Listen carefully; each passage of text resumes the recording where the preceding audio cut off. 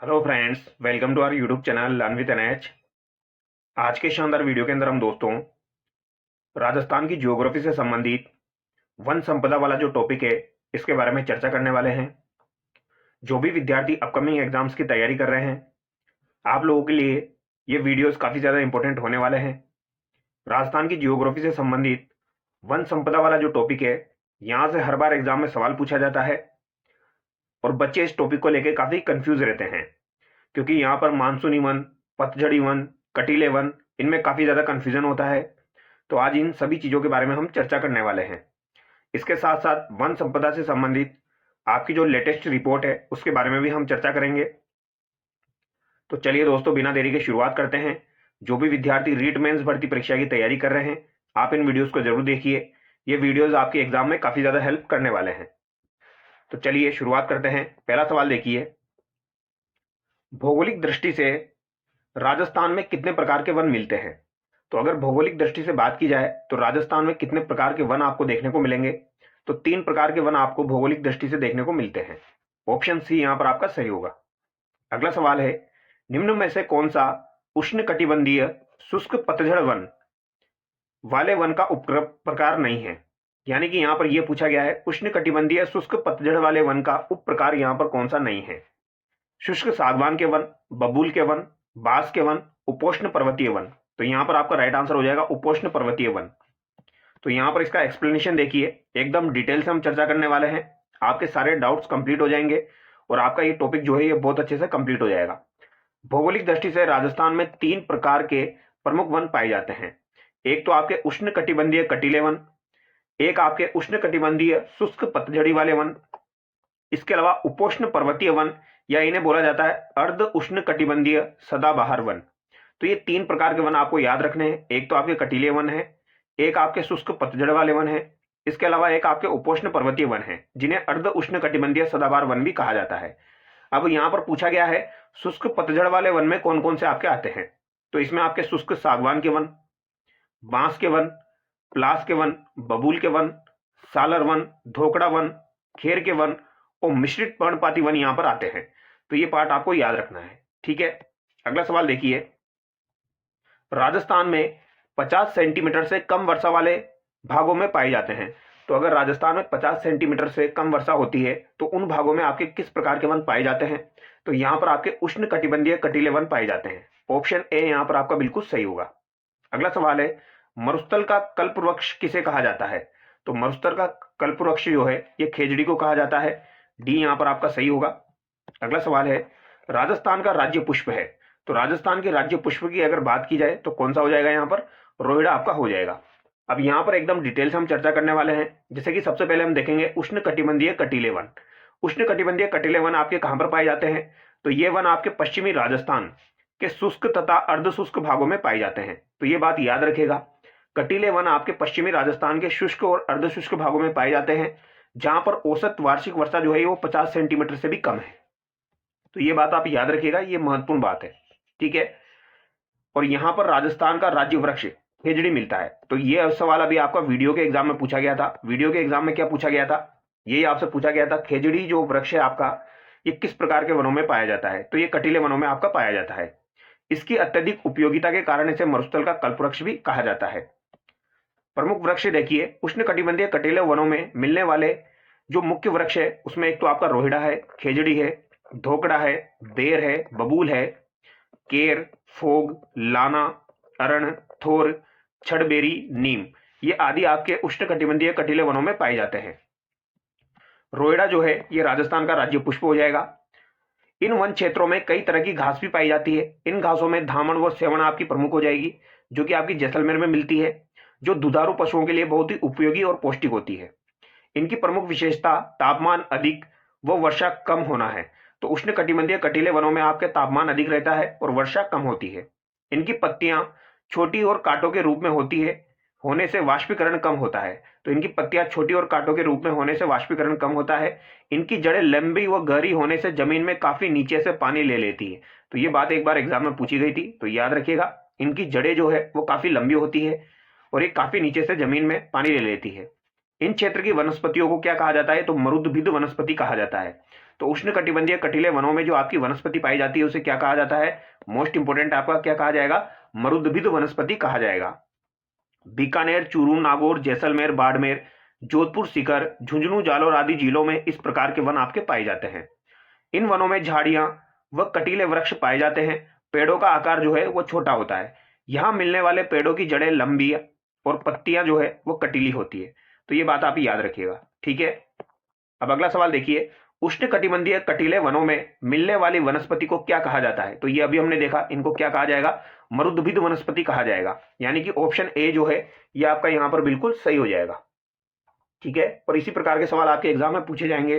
पढ़ने का इससे अच्छा तरीका नहीं हो सकता। ऑब्जेक्टिव सवालों के साथ साथ थ्योरी भी आपकी कंप्लीट हो जाएगी। अधिक तापमान व कम वर्षा वाले क्षेत्रों में आपके पाए जाते हैं मरुद्भिद वनस्पति। पत्तियां मोटी होती है जिससे वाष्पीकरण कम होता है।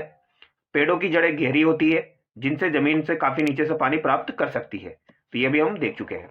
अब अगला सवाल देखिए, निम्न में से कौन से वन मानसूनी वन कहलाते हैं? तो ये सवाल काफी बार एग्जाम में पूछा जाता है, तो याद रखिएगा दोस्तों, मानसूनी वन जो है ये किन वनों को कहा जाता है? तो उष्णकटिबंधीय शुष्क पतझड़ वाले वन जो है इन्हें मानसूनी वन कहा जाता है।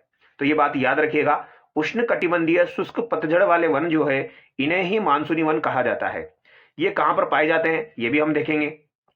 जैसे कि देखिए आप, राजस्थान के किस भाग में मिश्रित पतझड़ वाले वन पाए जाते हैं? मिश्रित पतझड़ वाले वनों को ही आपके क्या कहा जाता है दोस्तों? इन्हें ही आपके जो है मानसूनी वन कहा जाता है। और ये आपके कहां पर पाए जाते हैं ये आपसे पूछा गया है। तो ये आपके पाए जाते हैं उदयपुर, चित्तौड़, सिरोही, बूंदी। तो कहां पर पाए जाएंगे? उदयपुर, चित्तौड़, सिरोही, बूंदी में आपके मानसूनी वन या फिर मिश्रित पतझड़ वन पाए जाते हैं। तो ये बात याद रखिएगा। ये ऑप्शन तो वैसे ही गलत हो गया आपका, क्योंकि ये पश्चिमी राजस्थान का है।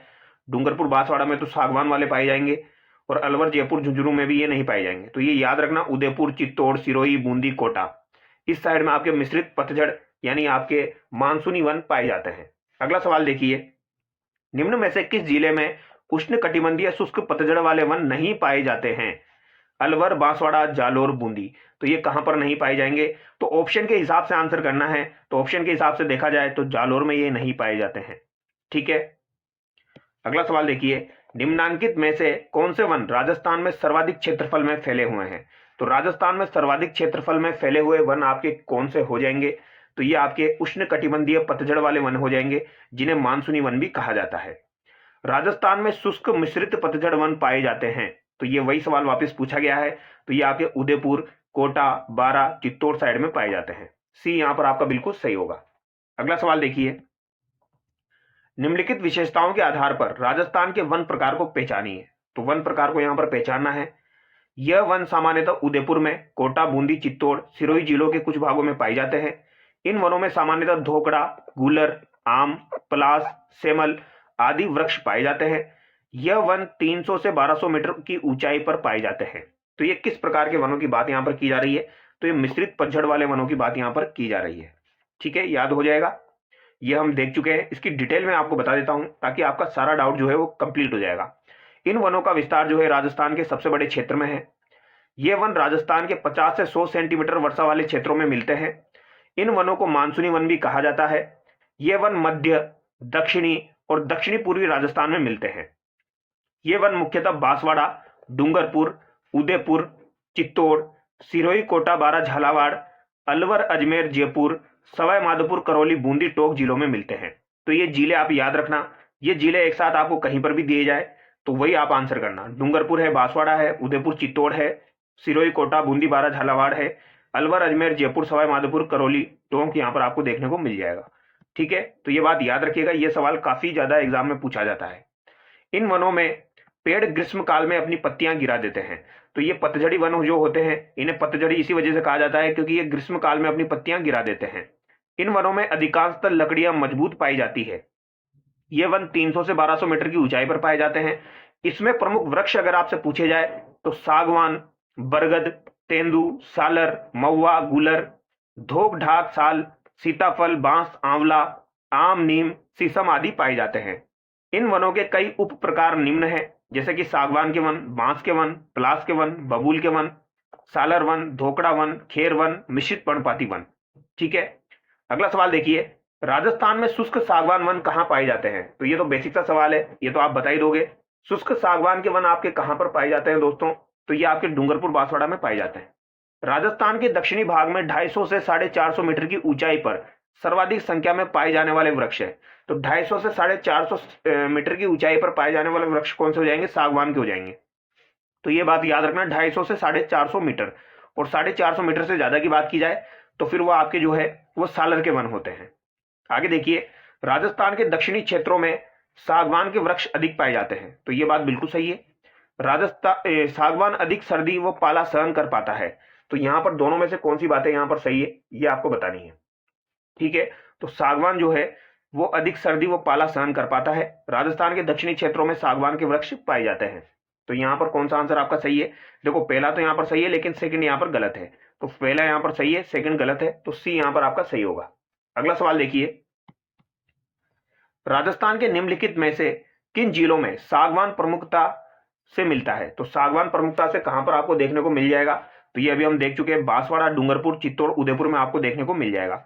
250 से 400 मीटर की ऊंचाई पर आपको दक्षिणी राजस्थान में उदयपुर, डूंगरपुर, झालावाड़, चित्तौड़, 12 जिलों में आपको सागवान के वन देखने को मिलते हैं। ठीक है, मेनली डूंगरपुर, बांसवाड़ा याद रखना। इन वनों में सागवान के वृक्ष अधिक पाए जाते हैं। अन्य वृक्षों में तेंदू, धावड़ा, गुर्जन, हल्दू, खेर, सेमल, सीटा, सिरिस, बहेड़ा, इमली आदि के वृक्ष मिलते हैं। यहाँ स्थित खेर के वृक्ष से कत्था प्राप्त किया जाता है। तो ये तो आपको पता ही होगा, कत्था जो है ये खेर के वृक्ष से प्राप्त किया जाता है। अगला सवाल देखिए, निम्नलिखित जिला समूह में से किसमें सालर या साल, बोसवालिया, सेराता के वन पाए जाते हैं? तो अभी यहां पर पूछा गया है सालर के वन आपके किस क्षेत्र में पाए जाते हैं, और सालर के वन जो है ये 450 मीटर से अधिक ऊंचाई पर पाए जाते हैं। तो ये आपके किस एरिया में पाए जाते हैं, ये आपसे पूछा गया है। तो ये आपके अलवर, चित्तौड़, उदयपुर, सिरोही साइड में पाए जाते हैं। निम्नांकित में से कौन सा पेड़ गोंद का अच्छा स्रोत है?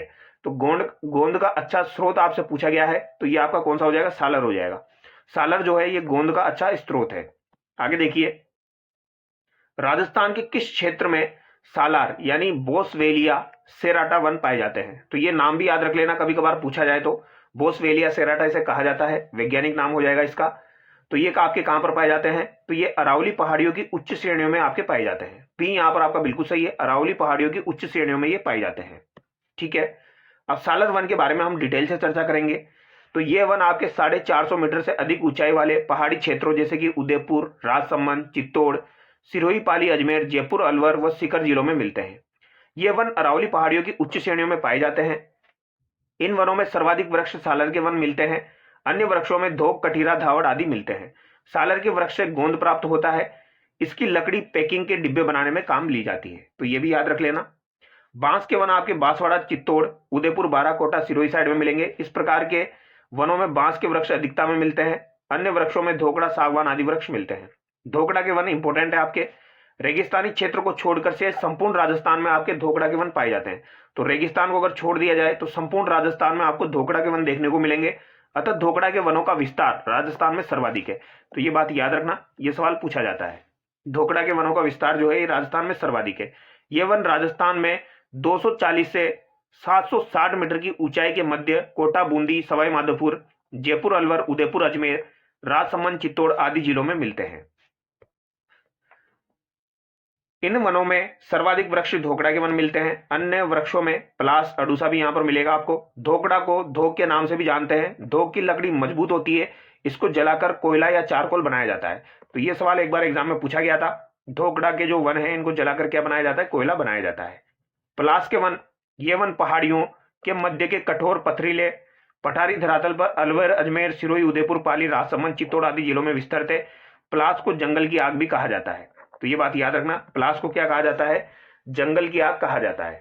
ठीक है, अगला सवाल देखिए, राजस्थान में खेर वनीय क्षेत्र पाए जाते हैं। तो खेर वनीय क्षेत्र आपके कहां पर पाए जाते हैं? तो ये कोटा और सवाई माधोपुर में आपके पाए जाते हैं। खेर वनीय क्षेत्र ऑप्शन के हिसाब से आंसर करेंगे तो कोटा, सवाई माधोपुर यहां पर सही है। निम्न में से कौन से जिलों का युग्म राजस्थान में कत्था का मुख्य उत्पादक है? तो कत्था का मुख्य उत्पादक आपसे पूछा गया है। तो कत्था वही आपका उदयपुर, चित्तौड़ यहां पर सही हो जाएगा। खेर जनजाति के द्वारा ये किया जाता है आपका कत्था। कत्था किस वृक्ष से निकाला जाता है? तो कत्था आपके खेर वृक्ष से निकाला जाता है। तो खेर के वन के बारे में भी चर्चा कर लेते हैं। ये वन राजस्थान के आपके दक्षिणी पठारी भाग में पाए जाते हैं। दक्षिणी पठारी भाग यानी कि झालावाड़, कोटा, बारा, सवाई माधोपुर, चित्तौड़, उदयपुर साइड में पाए जाते हैं। इन वनों में खेर के साथ बेर, धोकड़ा, अरुंज आदि के वृक्ष भी मिलते हैं। खेर के वृक्ष से कत्था प्राप्त किया जाता है। बबूल के वन आपके गंगानगर, बीकानेर, नागौर, जालौर, अलवर, भरतपुर आदि जिलों में विस्तृत है। इन वनों में बबूल के साथ नीम, अरुंज, खेर, झड़बेर भी मिल जाते हैं। मिश्रित पर्णपाती वन हम देख चुके हैं, फिर भी देखिए ये वन राजस्थान के दक्षिणी पहाड़ी सिरोही, उदयपुर, राजसमंद, चित्तौड़, कोटाबारा आदि में मिलते हैं।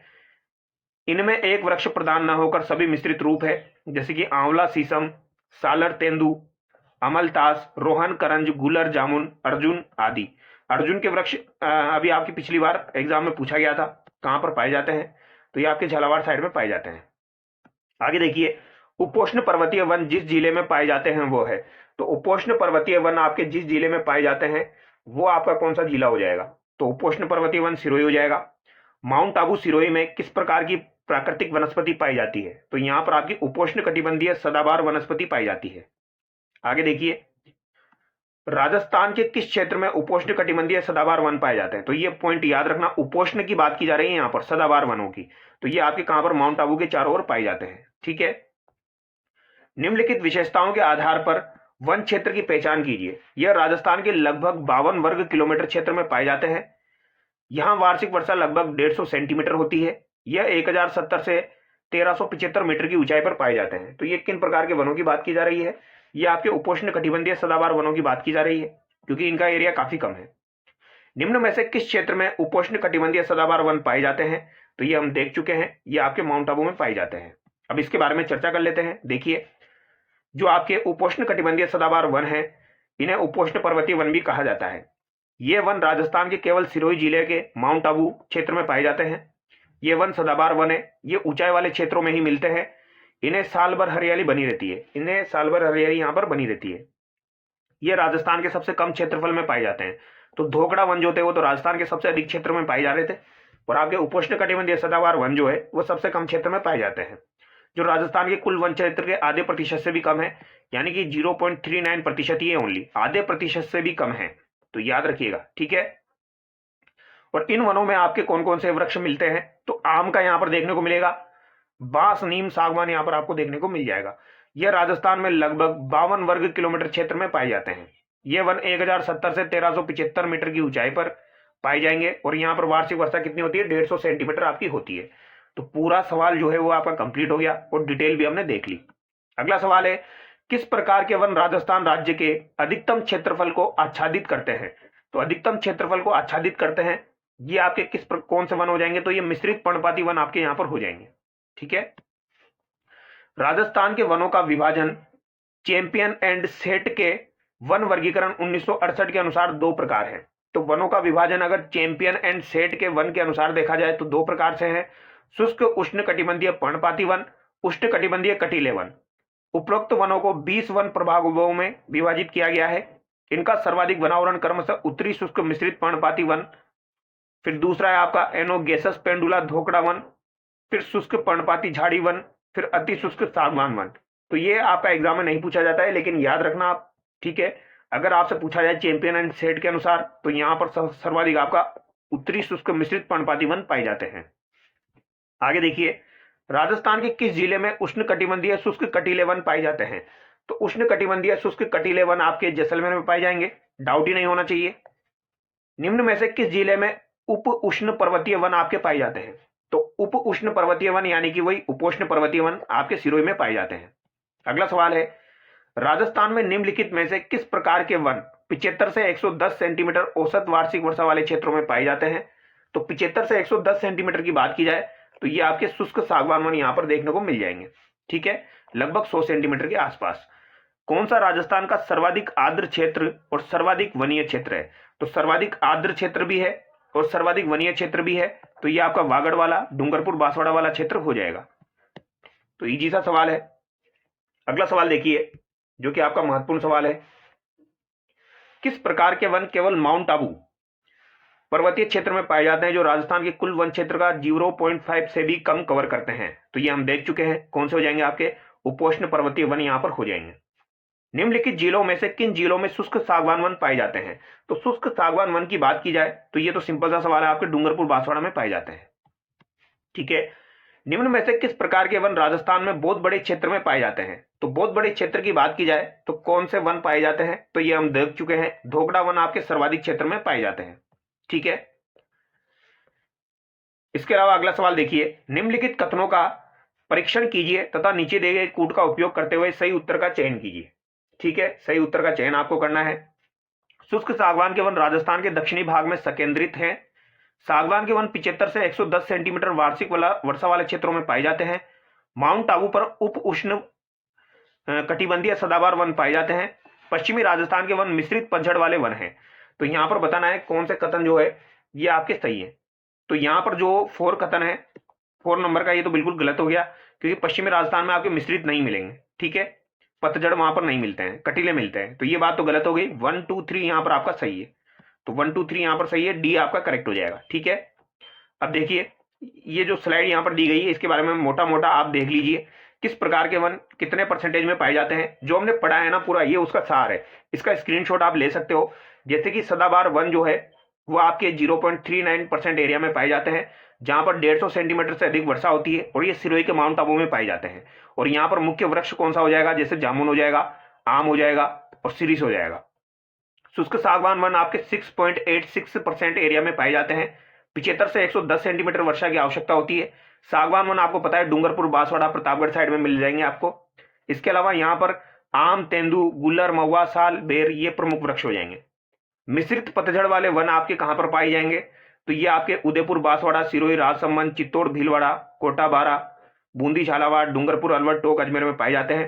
50 से 80 सेंटीमीटर बारिश होती है। 28.38 मात्रा में ये पाए जाते हैं। ठीक है, तो ये आप याद रखना। धोक वन पूछा जाए तो ये 58.11% सर्वाधिक क्षेत्र में पाए जाते हैं। 30 से 60 सेंटीमीटर वर्षा की रिक्वायरमेंट होती है। अरावली के पश्चिमी भाग अर्धशुष्क क्षेत्र सीकर, झुंझुनू, जालौर, जोधपुर, टोंक, जयपुर, सवाई माधोपुर में पाए जाते हैं। उष्णकटिबंधीय कांटेदार वन आपके 6.26% एरिया में पाए जाते हैं, जहां पर 25 सेंटीमीटर से भी कम वर्षा होती है, जैसे कि आपका पश्चिमी राजस्थान। ठीक है, इसमें रोइडा, खेजड़ी, बबूल, तुहर, कीकर, बेर, फोग, घास आदि पाए जाते हैं। तो ये बात याद रखिएगा, ये 5 प्रकार है, ये पांचों प्रकार याद रखना। धोक सर्वाधिक है यहाँ पर, और आपके जो उपोष्ण पर्वतीय वन है वो सबसे कम है। और ये स्लाइड आप याद रखना, इसका स्क्रीनशॉट ले लेना। ठीक है, काफी इंपॉर्टेंट स्लाइड है। इससे ही अभी आपका वीडियो के एग्जाम में सवाल पूछा गया था और आगे भी पूछा जाएगा। अगला सवाल देखिए, राजस्थान में सुरक्षित यानी रक्षित वन, प्रोटेक्टेड फॉरेस्ट का प्रतिशत है। तो सुरक्षित रक्षित को भूल जाओ आप तो ये याद रखो प्रोटेक्टेड फॉरेस्ट का कितना परसेंटेज है, क्योंकि आपको जो पेपर मिलता है वो इंग्लिश में भी आता है। तो वहां पर ये देखना कौन सा पूछा जा रहा है, प्रोटेक्टेड फॉरेस्ट पूछा जा रहा है, यानी कि कितना हो जाएगा? 56.51 हो जाएगा। बी यहां पर आपका सही है। ठीक है, राजस्थान में 31 मार्च 2022 को संरक्षित वनों के अंतर्गत सर्वाधिक क्षेत्रफल था। तो सर्वाधिक क्षेत्रफल कौन सा था? 31 मार्च 2022 के संरक्षित वनों के अंतर्गत सर्वाधिक क्षेत्रफल। तो संरक्षित वन यहां पर पूछा गया है। अब देखिए, अगर इंग्लिश में याद करते हो तो ज्यादा अच्छा रहेगा आपको। संरक्षित यहां पर पूछा जा रहा है, तो संरक्षित में आपका यहां पर क्या हो जाएगा? 12 जिला हो जाएगा। ठीक है, संरक्षित यहां पर 12 जिला हो जाएगा। सुरक्षित को प्रोटेक्टेड बोला जा रहा है, संरक्षित को यहां पर 12 जिला हो जाएगा। ठीक है, इसको याद रखना आप। आगे देखिए, वन विभाग राजस्थान द्वारा जारी प्रशासनिक प्रतिवेदन 2023 के अनुसार सर्वाधिक आरक्षित वन किस जिले में है? तो सर्वाधिक आरक्षित वनों की बात की जाए तो ये आपके किस जिले में हो जाएंगे? तो ये तो आपके उदयपुर जिले में हो जाएंगे, यानी रिजर्व फॉरेस्ट आपके कौन से जिले में हो जाएंगे? उदयपुर में हो जाएंगे। वन विभाग राजस्थान द्वारा जारी प्रशासनिक प्रतिवेदन 2023 के अनुसार राज्य में किस श्रेणी का प्रतिशत वन क्षेत्र सर्वाधिक है? तो यहां पर अभी किस श्रेणी का सर्वाधिक है यह आपसे पूछा गया है। तो रक्षित का यहां पर सर्वाधिक है। ठीक है, प्रोटेक्टेड का यहां पर सर्वाधिक है। आरक्षित जो है वो तो आपका रिजर्व हो जाएगा। वन विभाग राजस्थान रिपोर्ट 2023-24 के अनुसार राजस्थान का प्रति व्यक्ति औसत वनावरण और वृक्षावरण है। तो प्रति व्यक्ति औसत वनावरण वृक्षावरण आपका 0.037 हेक्टेयर यहां पर हो जाएगा। बी यहां पर आपका सही है। ठीक है, अब ये यहां पर आरक्षित, आपके संरक्षित और अवर्गीकृत वन जो है उनके बारे में दिया गया है। देखिए, राजस्थान वन विभाग द्वारा वन अधिनियम 1953 के प्रावधानों के अनुसार 3 भागों में बांटा गया है। ठीक है, सबसे पहले आरक्षित वन आ जाएंगे रिजर्व्ड फॉरेस्ट। रिजर्व्ड का मतलब होता है इसमें किसी भी प्रकार की आर्थिक गतिविधि नहीं की जा सकती। फिर आपके आते हैं संरक्षित या सुरक्षित, जिन्हें प्रोटेक्टेड बोला जाता है। इसमें लाइसेंस प्राप्त कर पशुचारण व सूखी लकड़ियां एकत्रित करने संबंधित कार्य कर सकते हैं। फिर आपका अवर्गीकृत आता है, जो कि अनक्लासिफाइड फॉरेस्ट है, जो कि आरक्षित व संरक्षित के अलावा शेष बचे हुए वन क्षेत्र जो है वो इसमें आते हैं। इसमें किसी भी प्रकार का प्रतिबंध नहीं होता है। ठीक है, तो ये तीनों आपको याद रखने हैं।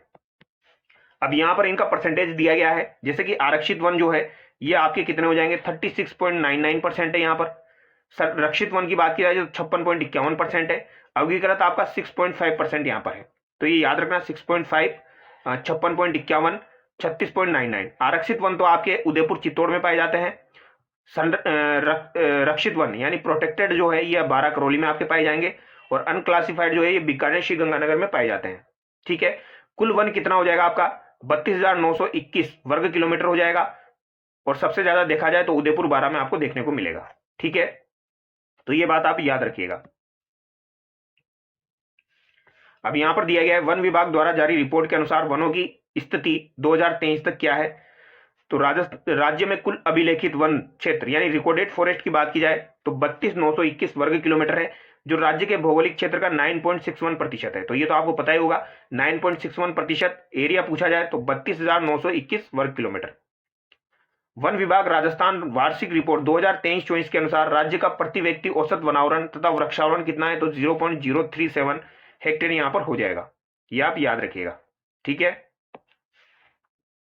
राजस्थान राज्य की वन नीति 2010 में राज्य के कितने प्रतिशत भूभाग को वृक्षाच्छादित करने का लक्ष्य रखा गया था। तो ये भी आपका महत्वपूर्ण सवाल है, पूछा जाता है। इसमें सबसे ज्यादा कंफ्यूजन ये होता है कितना प्रतिशत रखा गया था, 33 में और 20 में कंफ्यूजन होता है। तो कभी भी अगर आपसे एग्जाम में पूछा जाए राजस्थान राज्य की वन नीति 2010 में राज्य के कितने प्रतिशत भूभाग को वृक्षाच्छादित करने का लक्ष्य रखा गया, यानी कि 2010 के अनुसार वृक्षाच्छादित करने का लक्ष्य कितना रखा गया, तो ये आपका कितना रखा गया, 20% यहां पर रखा गया है। ठीक है, ये याद रखना आप। राजस्थान द्वारा पहली वन नीति का अनुमोदन कब किया गया था, तो पहली वन नीति का अनुमोदन आपका फरवरी 2010 में किया गया था। यह भी आपका महत्वपूर्ण सवाल है, पूछा जाता है। राजस्थान सरकार ने किस वर्ष राजस्थान राज्य पर्यावरण नीति बनाई, तो राजस्थान पर्यावरण नीति ये किस वर्ष बनाई गई थी, तो ये भी 2010 में आपकी बनाई गई थी। वन विभाग राजस्थान की स्थापना कब हुई थी, तो वन विभाग राजस्थान की स्थापना आपकी 1950 में हुई थी। कब हुई थी दोस्तों, 1950 में आपकी हुई थी।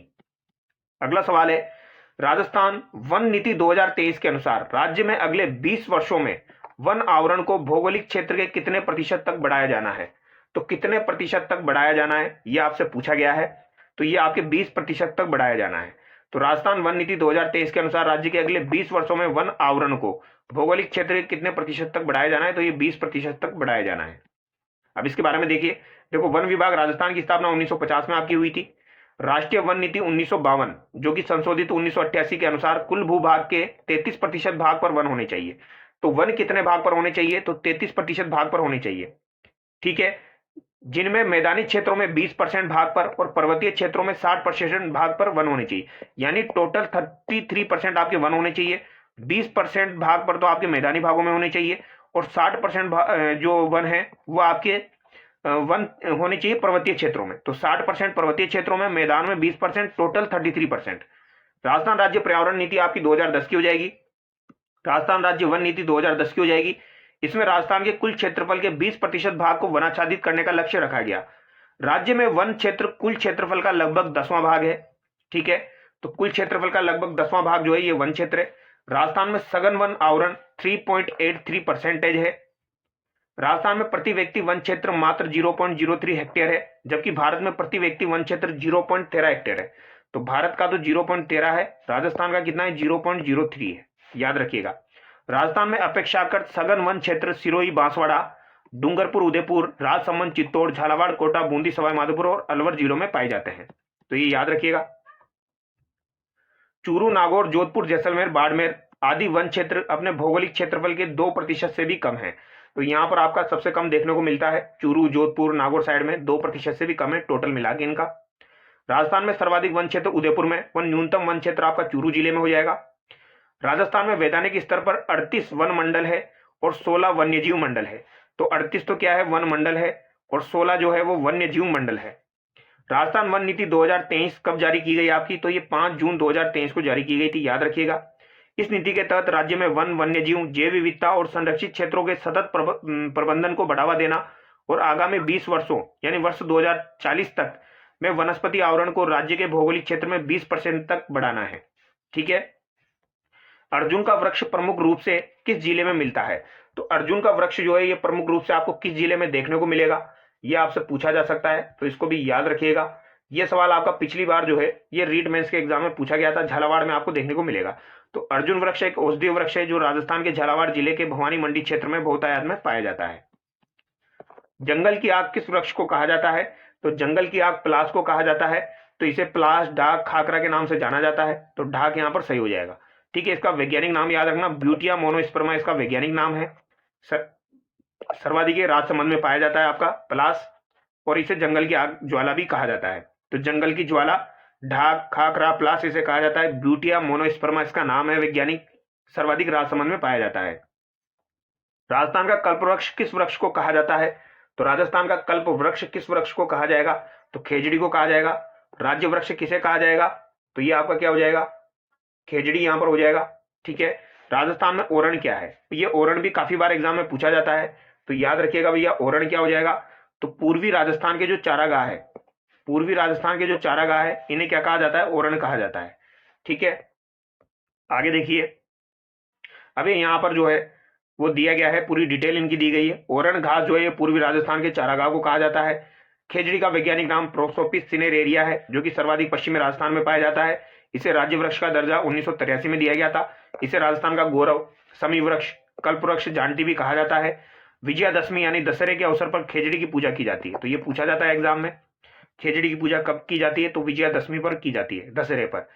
रोइडा का वैज्ञानिक नाम टिकोमेला एंडुलेटा है, पश्चिमी राजस्थान में पाया जाता है। राज्य पुष्प से 1983 में बनाया गया था। मरुस्थल का सागवान इसे कहा जाता है। महुआ जो है ये इंपॉर्टेंट है, इसका वैज्ञानिक नाम है मधुका लोंगिफोलिया, सर्वाधिक डूंगरपुर में पाया जाता है। आदिवासियों का कल्पवृक्ष किसे कहा जाता है? महुआ को कहा जाता है। महुआ की शराब बनाई जाती है, तो महुआ फूल का उपयोग करके शराब बनाने में इसका प्रयोग किया जाता है। तेंदू पत्ते जिस जिले में प्राप्त किए जाते हैं वो है, तो तेंदू पत्ते जो है ये आपके किस जिले में प्राप्त किए जाते हैं, ये आपसे पूछा गया है, तो ये आप याद रखिएगा दोस्तों, ये भी महत्वपूर्ण सवाल है। तो ये आपके किस जिले से प्राप्त किए जाएंगे? तो ये आपके प्रतापगढ़ जिले से प्राप्त किए जाते हैं तेंदू पत्ते। तो तेंदू के पत्ते का उपयोग बीड़ी बनाने में किया जाता है। इसकी पत्तियों को क्या कहते हैं? तो टीमरू कहा जाता है। तो तेंदू के जो पत्ते हैं इनको टीमरू कहा जाता है। 1974 में टीमरू के पेड़ का राष्ट्रीयकरण हुआ था, तो 1974 में जो आपके तेंदू के पत्ते का राष्ट्रीयकरण हुआ था, याद रखना इसको। तेंदू के पत्ते का मुख्य उत्पादन आपका प्रतापगढ़ में है। झालावाड़, बांसवाड़ा, डूंगरपुर, बारा, उदयपुर, चित्तौड़ है, प्रतापगढ़ याद रखना। राजस्थान के कौन से जिलों में खसघास आपकी उत्पादित की जाती है? तो खसघास आपकी सवाई माधोपुर, भरतपुर, टोंक साइड में आपकी पाई जाती है। कौन सी घास राजस्थान के पश्चिमी जिलों में नहीं पाई जाती है? तो पश्चिमी जिलों में कौन सी घास नहीं पाई जाती है? तो लाना घास जो है ये आपकी दोस्तों पश्चिमी जिलों में नहीं पाई जाती है, ये आप याद रखना। सेवण, धामण, करड़ जो है ये आपकी पश्चिमी जिलों में पाई जाती है, लेकिन लाना नहीं पाई जाती है। आदिवासियों के हरे सोने के नाम से कौन सा वृक्ष को जाना जाता है? तो बांस को जो है ये हरे सोने के नाम से जाना जाता है, तो ये आप याद रखिएगा, महत्वपूर्ण है। ठीक है, आगे देखिए, ये पूछा जाता है कांग्रेस घास क्या है? कांग्रेस घास क्या है ये एग्जाम में पूछा जाता है। कांग्रेस घास जो है ये एक प्रकार की खरपतवार आपकी होती है, तो यहां पर आपका राइट आंसर क्या हो जाएगा? खरपतवार। खस घास के बारे में पूछा जाए तो ये आपकी सुगंधित घास है, शरबत बनाने में, इत्र बनाने में, पर्दे बनाने में इसका प्रयोग किया जाता है। भरतपुर, सवाई माधोपुर, टोंक, अजमेर में पाई जाती है। तो याद रखना, सुगंधित घास है, शरबत बनाना, इत्र बनाना, पर्दे बनाने में प्रयोग में ली जाती है। सेवण या लिलोण घास पशुओं के चारे के रूप में उपयोगी है। इसे गोडावण की शरण स्थली भी कहा जाता है। जैसलमेर, बाड़मेर में ये पाई जाती है, राष्ट्रीय मरु उद्यान में। धामण घास दुधारू पशुओं के लिए उपयोगी है, तो धामण जो है वो दुधारू पशुओं के लिए उपयोगी है, जैसलमेर में पाई जाती है। बांस जो है ये सर्वाधिक लंबी घास है, जिसे आदिवासियों का हरा सोना कहा जाता है। बांसवाड़ा, उदयपुर, चित्तौड़ में पाया जाता है। इसका उपयोग टोकरी, चारपाई, झोपड़ी, कागज, फर्नीचर आदि बनाने में किया जाता है। एक है आपकी बुरघास। बुरघास भी सुगंधित घास है, ये बीकानेर में पाई जाती है, तो याद रखना बुरघास बीकानेर में पाई जाती है। मोचिया घास काफी बार एग्जाम में पूछी जाती है। ताल छापर अभ्यारण्य में आपकी मोचिया घास पाई जाती है, यानी चूरू में सर्वाधिक आपको मिलेगी। और कांग्रेस घास जो है ये क्या है? एक प्रकार की खरपतवार है, तो ये आप याद रखना। राजस्थान का निम्न में से कौन सा वृक्ष गोंद का स्रोत नहीं है? तो गोंद का स्रोत यहां पर कौन सा नहीं है? बबूल है, नीम है, पीपल है, बांस यहां पर नहीं है। ठीक है, गोंद का उपयोग विभिन्न प्रकार की दवाइयां बनाने में, उद्योग धंधों में किया जाता है। भारत वन स्थिति रिपोर्ट 2021 के अनुसार राजस्थान में अभिलेखित वन क्षेत्र है, तो 2021 के अनुसार पूछा गया है, तो ये 9.6 आपका हो जाएगा। ठीक है, अगला सवाल देखिए, भारत वन स्थिति रिपोर्ट 2021 के अनुसार राजस्थान में वनावरण था। तो देखिए वैसे तो आपका 2023 वाला पूछा जाएगा, अभी 2023 वाला भी इसमें आपका कवर हो जाएगा, ठीक है। तो ये यहाँ पर कितना हो जाएगा, 16,655 वर्ग किलोमीटर हो जाएगा। भारत राज्य वन रिपोर्ट 2021 के अनुसार वनस्पति आवरण के संदर्भ में वन क्षेत्र 16,654 वर्ग किलोमीटर है। राजस्थान के भौगोलिक क्षेत्र का कितना प्रतिशत है, तो ये आपका कितना प्रतिशत है, 4.87% है, ठीक है। भारत राज्य वन स्थिति रिपोर्ट 2021 के अनुसार राजस्थान के वन के अंतर्गत वनस्पति आवरण के संदर्भ में भौगोलिक क्षेत्र का प्रतिशत है। तो भौगोलिक क्षेत्र का प्रतिशत कितना है, ये आपका 4.87 हो जाएगा। 2021 में राजस्थान के कौन से जिले में सर्वाधिक क्षेत्र में सघन वन क्षेत्र आपके पाए गए, तो सघन वन क्षेत्र आपके सर्वाधिक अलवर में पाए गए थे 2021 के अनुसार। अभी 2023 वाली रिपोर्ट भी हम देखेंगे, ठीक है। भारत वन रिपोर्ट 2021 के अनुसार निम्न में से किस एक जिले में बहुत घना जंगल क्षेत्रफल न्यूनतम है, तो ये आपके किस जिले में हो जाएगा, जोधपुर में यहाँ पर हो जाएगा। अगला सवाल है, भारत वन स्थिति रिपोर्ट 2021 के अनुसार वर्ष 2019-21 के आकलन में निम्नलिखित में से किस जिले के समूह में वनावरण में ऋणात्मक परिवर्तन हुआ था। तो ये 2021 के अनुसार आपका ऋणात्मक परिवर्तन किस जिले में हुआ था, ये पूछा गया था। तो करौली जालौर में हुआ था। मैं फिर से बोल रहा हूँ, ये 2021 वाली है, अभी हम 2023 वाली भी देखेंगे। राजस्थान में सर्वाधिक झाड़ियों का क्षेत्रफल रखने वाला जिला कौन सा है, तो सर्वाधिक झाड़ियों का क्षेत्रफल रखने वाला जिला आपका पाली है, ठीक है। ISFR 2021 के अनुसार राजस्थान में वन का कुल कार्बन स्टॉक है, तो ये कितना है आपका, 110.77 मिलियन टन है। अभी हमने 2021 का देखा है, अब हम देखेंगे 2023 का, ठीक है। तो आपको बिल्कुल भी कंफ्यूजन नहीं होगा, 2023 की पूरी डिटेल हम देखेंगे। ISFR 2019 राजस्थान रिपोर्ट के अनुसार राजस्थान में कुल वनावरण का कितना प्रतिशत अत्यधिक अग्निप्रवण क्षेत्र है, तो अत्यधिक अग्निप्रवण क्षेत्र आपका कितना प्रतिशत है, ये आपसे पूछा गया है। तो ये 0.32% है। अब देखिए, अभी आपकी 2023 की रिपोर्ट जारी हो चुकी है। अब 2023 की जो रिपोर्ट है ये आपकी दिसंबर 2024 में जारी हुई है, ठीक है। तो ये आपकी रिपोर्ट से सवाल पूछा जाएगा। 2021 वाला याद मत रखिए, भूल जाइए उसको, 2023 वाला याद रखिए। जारी करने वाली संस्था पर्यावरण वन और जलवायु परिवर्तन मंत्रालय के अधीन कार्य करने वाली संस्था है भारतीय वन सर्वेक्षण देहरादून। तो भारतीय वन सर्वेक्षण देहरादून के द्वारा जारी की गई। प्रथम संस्करण 1987 में जारी हुआ था। अभी आपका 18वां संस्करण जारी हुआ है 21 दिसंबर 2024 को। तो 21 दिसंबर 2024 को जारी हुआ था। रिपोर्ट कौन सी है, 2023 की है, ठीक है। हर 2 वर्ष में ये जारी होती है, तो ये भी याद रखना, हर 2 वर्ष में जारी होती है। 1987 में पहली बार जारी हुई थी। कौन जारी करता है, तो भारतीय वन सर्वेक्षण संस्थान देहरादून जारी करता है। अब यहां पर आपका सवाल जो है वो यहां से बनेगा, ये देखिए आप, ठीक है। राजस्थान में अधिकतम वनावरण जो है प्रतिशत, अधिकतम वनावरण प्रतिशत वाले जिले कौन कौन से हैं 2023 के अनुसार। तो प्रतिशत के हिसाब से पूछा जाए तो यहां पर आपके हो जाएंगे उदयपुर, प्रतापगढ़, सिरोही, करौली, अलवर, ठीक है। अलवर याद मत रखिए, 4 तो याद रखने पड़ेंगे क्योंकि 4 ये एग्जाम में पूछता है। तो यूपीएससी से आप याद रख सकते हो परसेंटेज, उदयपुर, प्रतापगढ़, सिरोही, करौली। तो यूपीएससी से याद रख सकते हो प्रतिशत का, ठीक है। ये सर्वाधिक है। न्यूनतम वनावरण चूरू, जोधपुर, बीकानेर, जैसलमेर का है। तो चूरू, जोधपुर, बीकानेर, जैसलमेर का आपका क्या हो जाएगा, न्यूनतम वनावरण हो जाएगा, ठीक है। अब आगे देखिए, वनावरण में सर्वाधिक वृद्धि किन जिलों में आपकी हुई है। तो वनावरण में सर्वाधिक वृद्धि आपकी सीकर बाड़मेर में हुई है। तो सीकर बाड़मेर में सर्वाधिक वृद्धि हुई है, उसके बाद अलवर में भी हुई है। राज्य के कुल भौगोलिक क्षेत्रफल में आपकी 5,476 वर्ग किलोमीटर पर झाड़ियां हैं। तो ये भी हम देखेंगे, 5,476 वर्ग किलोमीटर पर झाड़ियां है, जो कि कुल क्षेत्रफल का आपका 1.60% है। तो 1.6% पर आपकी झाड़ियां हैं। और सर्वाधिक झाड़ियां कहां पर है आपकी, तो सर्वाधिक झाड़ियां जो है ये पाली, अलवर, जयपुर में है। तो सर्वाधिक झाड़ियां पाली, अलवर में है। न्यूनतम झाड़ियां आपकी हनुमानगढ़, श्री गंगानगर में है। तो ये याद रखना, ठीक है। हालांकि मैंने ये रिपोर्ट आपको करवाई हुई है। अब यहां पर देखिए, राजस्थान में अधिकतम वनावरण क्षेत्रफल के अनुसार देखिए, तो अधिकतम वनावरण क्षेत्रफल के अनुसार उदयपुर, अलवर, प्रतापगढ़, बारां। तो यहां पर अब आपका क्या होगा, यूएपीबी हो गया। वहां पर क्या था, यूपीएससी था परसेंटेज में, यहां पर आपका यूएपीबी हो गया, उदयपुर, अलवर, प्रतापगढ़, बारां।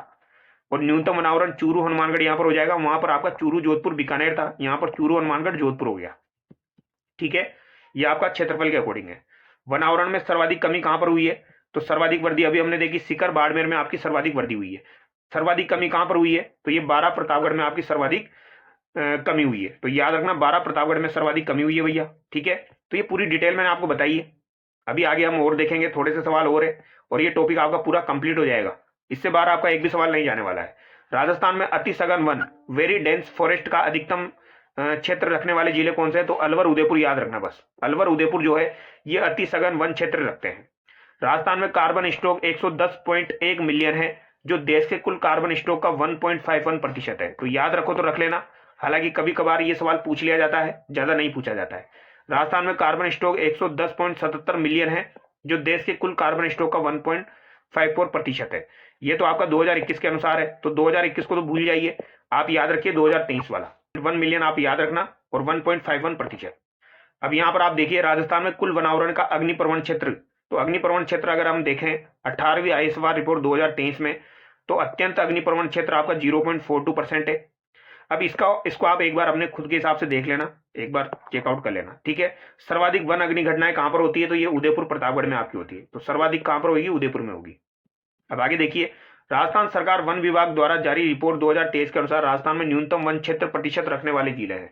तो न्यूनतम वन क्षेत्र प्रतिशत रखने वाले जिले अभी मैंने आपको बताया है।